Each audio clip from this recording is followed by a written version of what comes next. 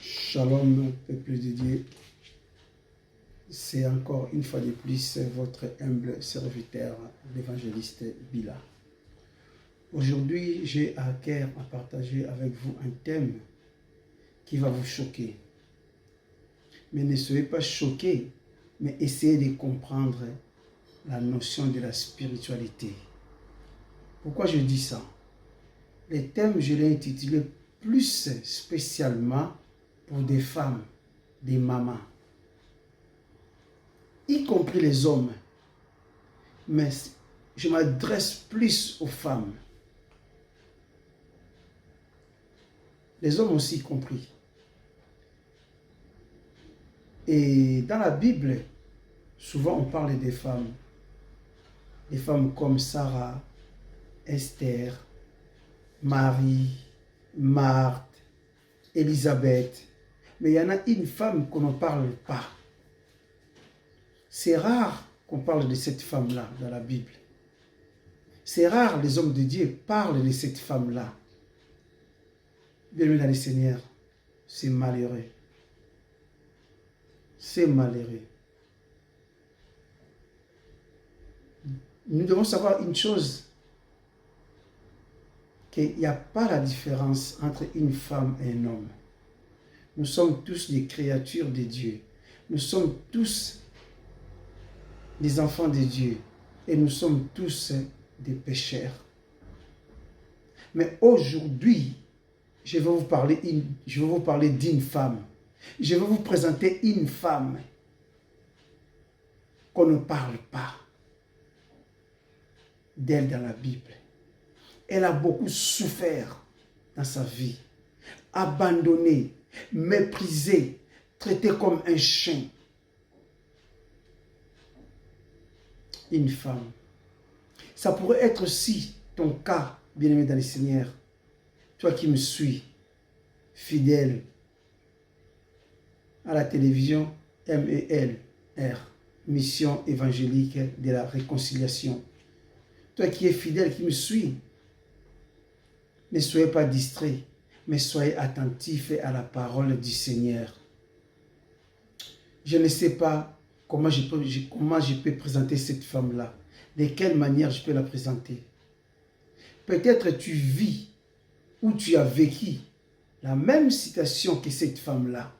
Tu as traversé la même situation que cette femme-là. Ça peut être aussi un homme. Ça peut être aussi une femme. Mais je m'adresse plus en particulier à des femmes. Vous les mamans. Oui. Vous subissez beaucoup. Mais laisse-moi vous dire une chose. Dieu vous connaît. Dieu, il vous connaît. Cette femme-là, elle était abandonnée. Si je vais intituler notre thème d'aujourd'hui, je l'intitule « Femme abandonnée ». Je répète, comme thème, « Femme abandonnée ». Pourquoi je dis que femme abandonnée, bien-aimé le Seigneur? Cette femme-là, elle est abandonnée. Vous voulez savoir qui c'est? Vous voulez savoir qui est cette femme-là? Je vais vous dire ça tout de suite là. Je vous présente aujourd'hui Madame Agar. Madame Agar qui est la deuxième épouse d'Abraham. Oui. Elle a beaucoup souffert dans sa vie. Ça peut être ton cas. Abandonné par la famille. Abandonné par un mari. Abandonné par collègues de travail. Abandonné par des amis. Abandonné par-ci, par-là. Ou voire même orphelin des pères et des mères. Et un oncle de la famille ou une tante de la famille t'a pris en charge, à un moment donné, elle t'a abandonné. C'est malheureux de vivre de traverser cette période. Je comprends. Je me mets à ta place. Mettez-nous maintenant à la place d'Agar. Bien-aimé dans le Seigneur. Nous allons jouer, moi et toi, le rôle d'Agar pour comprendre quelle douleur. Une femme abandonnée. Nous allons lire la parole du Seigneur. Genèse chapitre 16. Je commencerai au verset 1.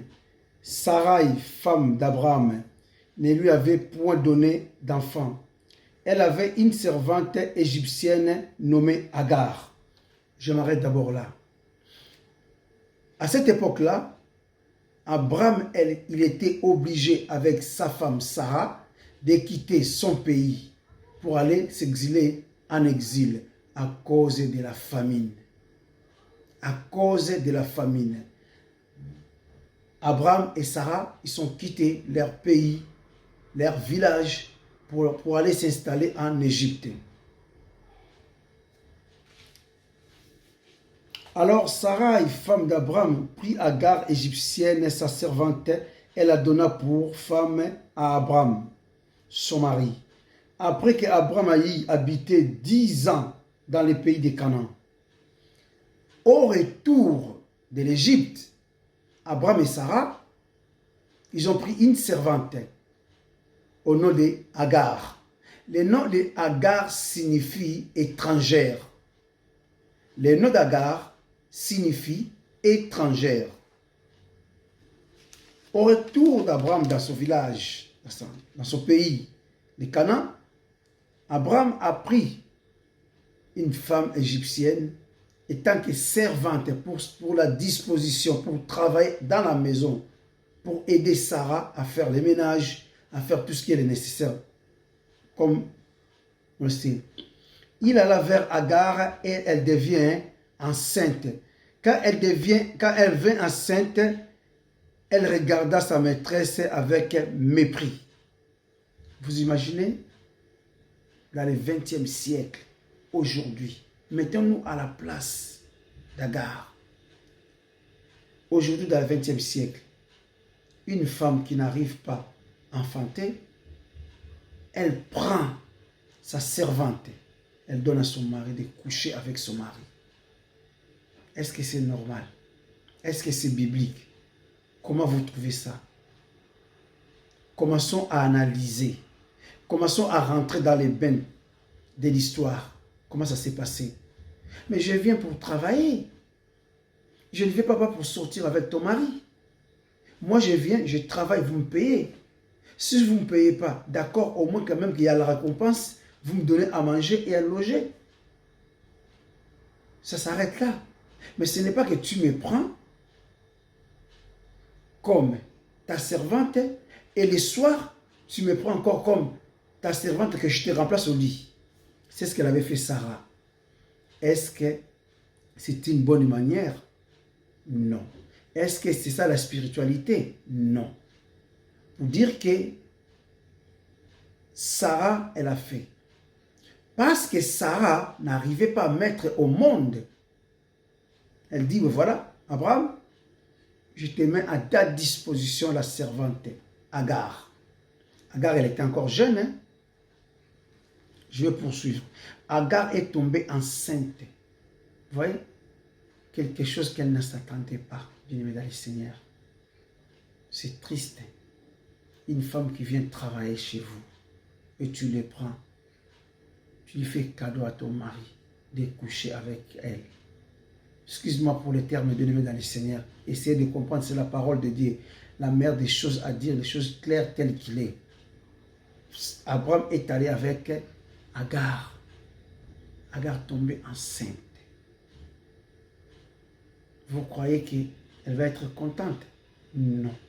C'est parce que c'est quelque chose qu'elle n'a pas médité. C'est quelque chose qu'elle n'a pas... Vraiment, son désir n'était pas ça. Le désir d'Agar, c'était de trouver un autre mari. Parce qu'Abraham, il était le mari de Sarah. Ça, c'est des choses que ça existait dans l'Ancien Testament. Dans l'ancienne époque. À cette époque-là, c'était la tradition, c'était les coutumes. Mais au jour d'aujourd'hui, bien-aimés dans le Seigneur, est-ce que nous demeurons dans ce genre de coutumes? Si ton mari n'arrive pas à avoir un enfant, ou si toi, tu n'arrives pas à avoir un enfant, dis seulement que Seigneur, quel est le plan? Seigneur, quel est le plan? Quelle est ta volonté? Seigneur, quelle est ta volonté dans notre mariage? Seigneur, quelle est ta volonté dans notre vie de couple, Seigneur? C'est ça que nous devons faire, bien-aimés dans le Seigneur. De dire, Seigneur, quelle est ta volonté dans notre couple, Seigneur? Ce n'est pas que de prendre la bonne ou d'aller chercher quelqu'un d'autre qui te remplace pour te faire un enfant, bien-aimé dans le Seigneur. Est-ce que cet enfant-là, elle sera la bienvenue? Est-ce que cet enfant-là, c'est ça que la femme que toi tu souhaitais l'avoir?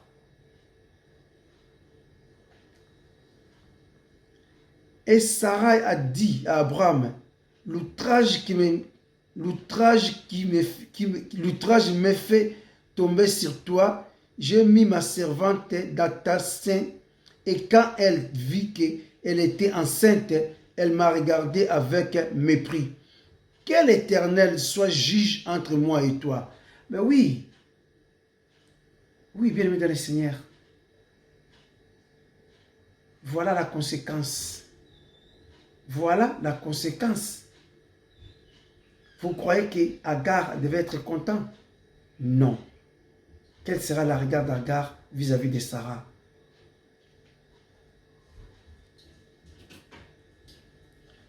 Abraham répondit à Sarai, voici ta servante et ton pouvoir, et à ton pouvoir. Agis à son égard comme tu le trouveras bon. Alors Sarai la maltraita et Agar s'enfuit loin d'elle. Alléluia.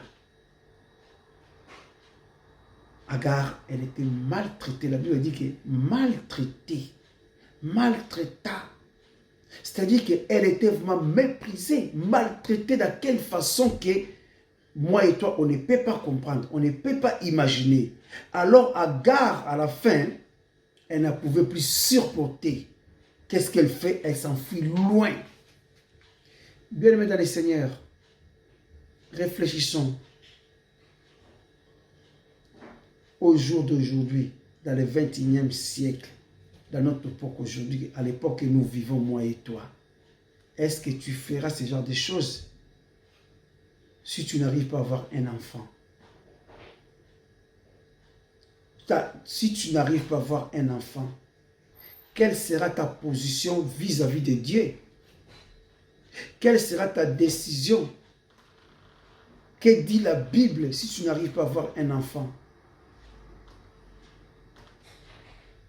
Habakkuk dit, même si ta prophétie tarde, attends, ça va s'accomplir. Même si l'enfant ne vient pas, un enfant est le fruit, la bénédiction de la vie des couples. Mais ce n'est pas parce que je suis en manque d'un enfant que mon mariage ira mal. Non. Si ton mariage va mal à cause d'un enfant, c'est-à-dire que cet homme-là, il ne t'aimait pas. Il ne t'aimait pas. Ce n'est pas qu'à cause d'un enfant. Non. Bien-aimés dans le Seigneur. Laissez-moi vous dire une chose. Les enfants sont des fruits. Ce sont des bénédictions. Mais les couples doivent être soudés. Même s'il y a un enfant ou pas, les couples restent toujours soudés. La Bible dit ce que Dieu a réuni. Ce que Dieu a uni. Oh, Nzamba Sangisi. La Bible n'a pas dit qu'à Sangisi Nabana. Les enfants sont venus après. Devant messieurs les maires, devant les hommes de Dieu, la question c'était quoi? C'est que Dieu a uni. Alléluia. Agar s'enfuit loin d'elle. L'ange de l'Éternel la trouva près d'une source d'eau dans le désert, près de la source qui est sur le chemin des Shur. Il dit, Agar, servante de Sarah, d'où viens-tu et où vas-tu? Il y a deux questions. D'où viens-tu et où vas-tu? Vous croyez que l'ange de l'Éternel, je vais vous expliquer l'ange de l'Éternel. L'ange de l'Éternel, c'est l'apparition de Jésus-Christ avant l'incarnation. Quand on parle de l'ange de l'Éternel, c'est Jésus-Christ lui-même en question. C'était son apparition avant l'incarnation. Il lui pose la question, d'où viens-tu et où vas-tu? C'est-à-dire qu'il savait Il voulait entendre. Il y a des moments, Dieu veut que nous exprimons dans notre bouche. Dieu lui sait. Il connaît nos besoins. Il connaît nos problèmes. Mais le problème, c'est qu'il a que Dieu veut entendre ta voix. Dieu veut entendre ta voix. Dieu a dit quelque chose. Exprime-toi ton problème à Dieu. Ne la cache pas parce que lui, il le sait. Il veut que toi, tu l'exprimes. Si tu as commis un péché, n'hésitez pas à confesser ton péché parce que Dieu sait que tu as commis un péché. Si tu as eu un manque de quelque chose, exprime-toi par la prière. Il entend. Il veut entendre ta voix. C'est comme un fils avec un père. Le papa, la maman, il veut ou elle veut entendre son enfant parle. Ça fait du bien. Des fois, tu dis, allez-y, parle mon chéri. Je t'écoute. Ça fait du bien, ça fait plaisir. C'est de la même manière aussi Dieu avec nous. Lorsque nous exprimons, lorsque nous parlons, ça lui fait plaisir. Ici, on lui pose la question. D'où viens-tu? Où vas-tu? Elle répondit, je fuis loin de Sarai, ma maîtresse. Vous voyez? L'ange de l'Éternel lui dit, retourne vers ta maîtresse et humilie-toi sous sa main. Bien-aimé dans le Seigneur, cette femme-là, Agar, à cause de la grossesse, à cause de la grossesse qu'elle n'attendait pas, elle était obligée de tout abandonner, de fuir.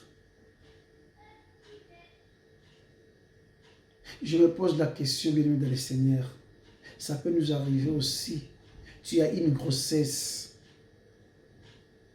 La grossesse dont moi je vais parler aussi, ce n'est pas vraiment la grossesse dans le sens vrai, mais je parle maintenant dans le sens spirituel. Des fois, tu as un problème qui cache, que tu le caches, il faut la confesser. Si tu as un frère ou un ami, que tu ne parles plus avec lui, tu es ennemi avec lui, humilie-toi, va aller voir ces frères-là. Va lui demander pardon. Dis que oui, c'est vrai. J'avais la colère envers toi. J'avais la haine envers toi. Mais je viens te demander pardon. Je veux qu'on soit un peu moi et toi. Nous vivons dans l'harmonie. Même si les relations, ça ne sera pas comme avant, mais au moins, toi, fais ces démarches-là. Humilie-toi. C'est ce que l'ange de l'Éternel demande à Sarah. Pardon, demande à Agar. Il lui dit, retourne vers ta maîtresse et humilie-toi sur sa main. C'est une condition que l'Éternel a demandé à Agar. Il y a des moments que nous péchons, nous devons faire un demi-tour. C'est-à-dire que nous devons confesser. Afin que Dieu nous écoute, Dieu nous entend. En observant cette histoire-là, si nous analysons point par point, vous allez voir que la servante n'avait rien fait. Elle n'avait pas non plus demandé de coucher avec Abraham. C'est la Sarah. Le pire encore, dans l'Ancien Testament, chose que ça existait, si Agar mettait au monde cet enfant-là, l'enfant ne sera pas l'enfant d'Agar, ça sera l'enfant de Sarai. L'enfant reste à sa maîtresse, mais l'enfant ne reste pas de la servante. Retourne vers ta maîtresse et humilie-toi sous sa main. L'ange de l'Éternel lui dit, je multiplierai ta prospérité et elle sera si nombreuse qu'on ne pourra la compter. Voilà la promesse que Dieu a faite à Agar. Voilà la promesse que si tu retournes chez ta maîtresse, humilie-toi et moi, je te bénirai. Je te bénirai. La bénédiction, des fois aussi, ça dépend aussi de l'humilité. Notre bénédiction dépend de l'humilité. Parce que l'orgueil n'amène à nulle part. Bien-aimés dans le Seigneur, je vais vous donner la définition de l'orgueil dans la Bible. La définition de l'orgueil dans la Bible, c'est-à-dire que tu es au-dessus de Dieu. Je répète, l'orgueil, c'est quelqu'un qui est orgueilleux. C'est-à-dire que cette personne-là, il est au-dessus de Dieu. Parce que Dieu a dit, pardonnez-vous, nous devons pardonner. Un orgueilleux qui ne veut pas pardonner, c'est-à-dire qu'il est au-dessus de Dieu. Deuxième chose, ici, l'ange de l'Éternel dit à dit à Agar, retourne et humilie-toi.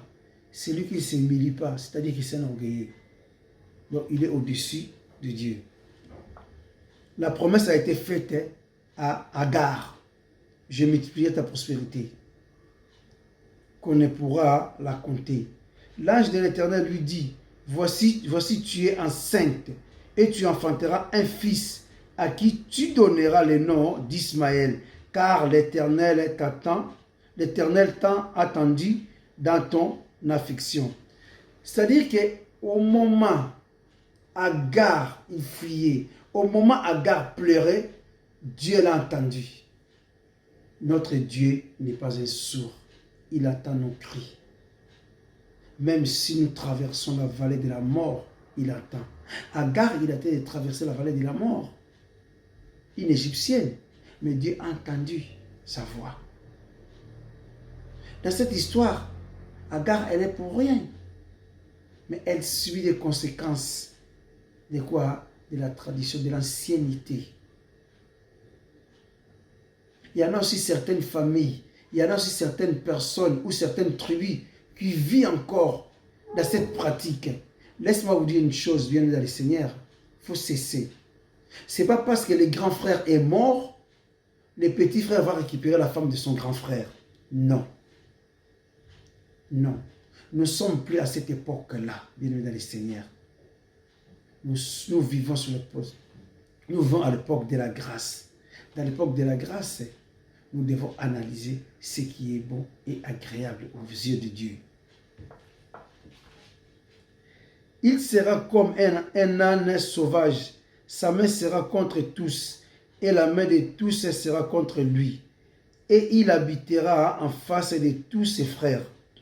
Et elle appela Ataleroi le nom de l'Éternel qui lui avait parlé, car elle dit, et j'ai rien vu, si après qu'il m'a vu. C'est pourquoi l'on appelle ces puits les puits de la Caïrois. Et il entra Kader et Beredek. Agar enfanta un fils à Abraham, et Abraham donna le nom d'Ismaël au fils d'Agar.